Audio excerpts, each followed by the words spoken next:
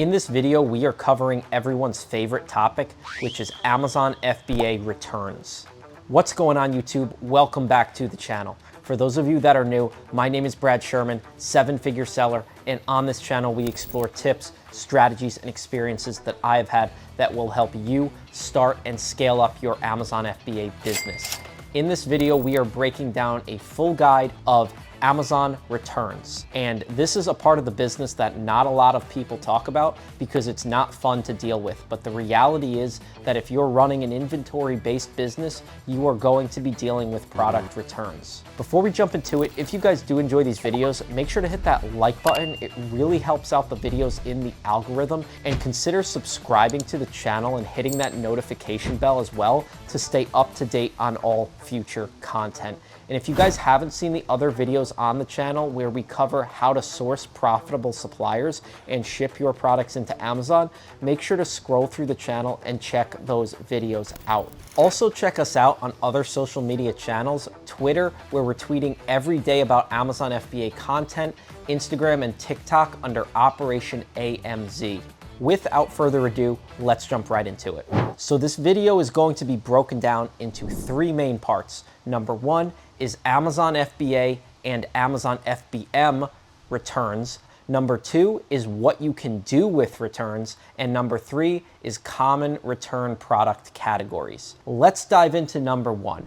In selling on Amazon, there are two ways you can ship your products. Number one is through FBA, which is where you pack all your items into boxes in bulk and then send those products into Amazon's warehouse. Amazon will then fulfill each customer that orders from your store on Amazon. Amazon FBM, the difference there is that you are shipping your products to the customer directly. So the downside with FBM is that you have to deal with all the customer service and the return process, whereas with FBA, Amazon is handling the front end with the customer and also dealing with the return process. However, Amazon's going to ship those units back to their warehouse and then determine if they can be sold or not. And we're going to get into detail about all of that. So the two main shipping models on Amazon is FBA and FBM. And if you're doing FBA, there is a return process. So once you've shipped your products into Amazon's warehouse, let's say a customer purchases the product from you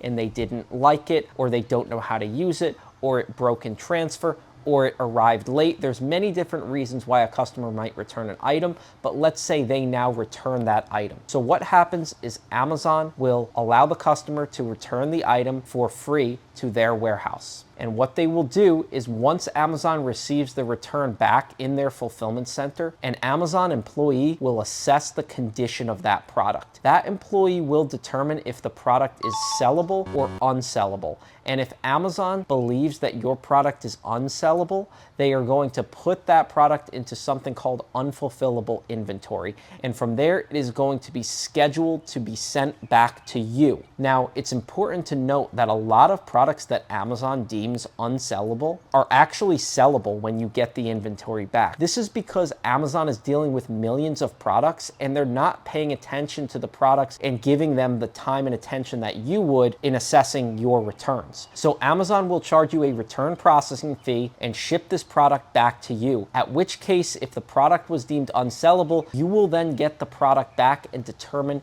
the sellability of that item. And if you determine if the product is in fact sellable, you can just list it right on Amazon and send it right back into their warehouse. But if your final decision is in line with what Amazon said and the product is unsellable, then you have to determine what you can do with it. And there's a few different scenarios in this case. We sell Amazon FBA wholesale. And what that means is that we have relationships with brands and distributors where we continue to place orders on a recurring basis with them. And because of that, we get back customer returns. And when we get back those customer returns, we can actually talk with the brand about either receiving parts or having them replace the item in a one-to-one. That way, we are not paying for the cost of the product, or we're not out of the inventory. So when you work with brands directly and distributors, that is a great great model because the return rate is reduced. Because if you get a product back that's unsellable, oftentimes the brand will just replace it for you or send you the parts or boxes that you need in order to make a new unit. You can then take that unit and sell it on Amazon again. So there is, however, a very small percentage of inventory where we can't get those things from the manufacturer, or it's just completely unsalvageable. And this is a case where the customer might have just totally destroyed the product, they used it, they returned it, or it got damaged in transfer. And in this case, you can take that item and resell it on eBay and get back maybe 50 cents on the dollar, or you can sell it used open box on Amazon, depending on the condition of the item, or you can just throw it out and write it off on your business. If a customer returns the product and Amazon determines that item to be sellable, there's really nothing you have to do to worry about that, because Amazon is just going to replenish those goods back into your inventory and they're going to ship it out to the next customer. Let's talk about fulfillment by merchant returns. So in this case, we talked about, yes, we're paying a little bit lower of a fee to sell on Amazon, but we also have to handle the returns and customer service end of it. So Amazon will still facilitate the return process under the FBM model, but if a customer purchased from your store and you shipped it out directly, you might have correspondence with that customer through buyer messaging. And a customer may correspond with you saying they want a replacement or they want to return the item. If they want to return the item, all they need to do is go into their Amazon account, select return item, and from there they'll be able to follow Amazon's standard return process. But with FBM, you're going to receive that item back to your warehouse or your house, and you're going to, again, do the same process that you did with FBA and assess the condition of the item. If it is in fact sellable again, you can list it again FBM, or you can list it FBA. If the item is unsellable, you can get parts from your manufacturer or distributor, or you can list it on eBay, maybe get 50 cents on the dollar, or list it used like new on Amazon. Whether you're doing FBA or FBM, generally speaking, the return process is the same, but with FBM, you might have to handle and deal with the customer a little bit more. So now that we've covered parts 1 and 2, FBA, FBM returns, as well as what you can do with your returns when you get them back, let's go into some common return product categories. So a preliminary step that you can take to avoid customer returns is by selling in certain categories on Amazon. And as you guys know, we sold over $4.5 million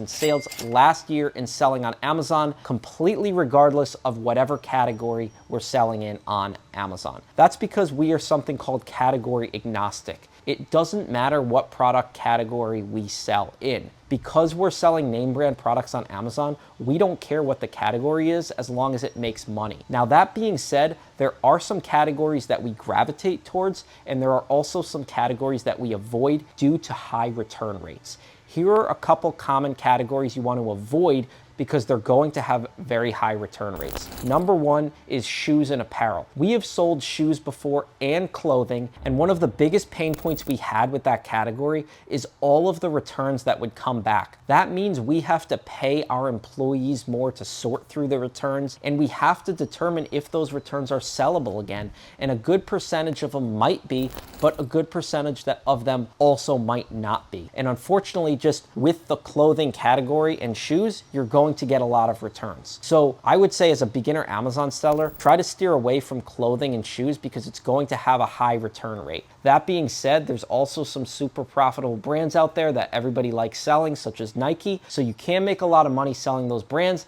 but you just have to be mindful that you are going to be dealing with returns. That being said, another category that we tend to stay away from is electronics. This is because electronics will oftentimes not just get returned, but they come back as unsellable. That's because if the customer uses the item, you as an Amazon seller don't likely have the expertise or knowledge of how to fix that item relatively simply in order to sell it as new again. So chances are, if you're buying it from a retail store and that return comes back and you don't know the sellability of the return, it might just be something you have to write off on your business, or maybe you can sell it on eBay as used. So we tend to stay away from clothing, apparel, and electronics. Some categories that we really like are grocery, gourmet food. This is because in this category, there are no returns. You won't have to deal with customer returns in this category because customers are not allowed to return grocery items. Same goes for a lot of beauty and personal care products, as well as different types of products in health and household. This is because they're consumables or topicals or things that people use. And not only is that great because they're replenishable items, so people reorder them over and over again, but it also has a very low return rate. So gravitating towards those types of categories is definitely going to be smart in scaling your business. That being said, that also doesn't mean you want to avoid other categories on Amazon. There are very profitable categories on Amazon and subcategories and niches that you can purchase products from and sell on Amazon. No matter what the category is, you are probably going to deal with a small percentage of returns. And even in grocery, you are going to get some customers that don't like the item and they won't return it, but Amazon will refund them out of your account balance. So Amazon returns is something you just want to stay mindful of. In this video, we broke down 3 primary areas of Amazon returns. Number 1 is the differences between Amazon FBA and FBM returns. Number 2 is what to do with your product returns when you get them back and determine sellable or unsellable nature. And number 3 is common return product categories. The reason why nobody talks about Amazon returns is because there's nothing sexy about it, but it is a part of the business. And as you scale your business, it's important to understand your return rate and how to minimize it. If you guys enjoyed this video, make sure to hit that like button. It really helps out and boosts the videos in the algorithm. Consider subscribing to the channel and hitting that notification bell if you want to stay up to date on all future Amazon FBA content. If you guys haven't scrolled through the channel, check out some videos because we cover all kinds of detail about how to source profitable suppliers, distributors, and brands, and how to ship your products into Amazon. And if you guys haven't checked us out on other social media channels, Twitter, Instagram, TikTok, check us out under Operation AMZ.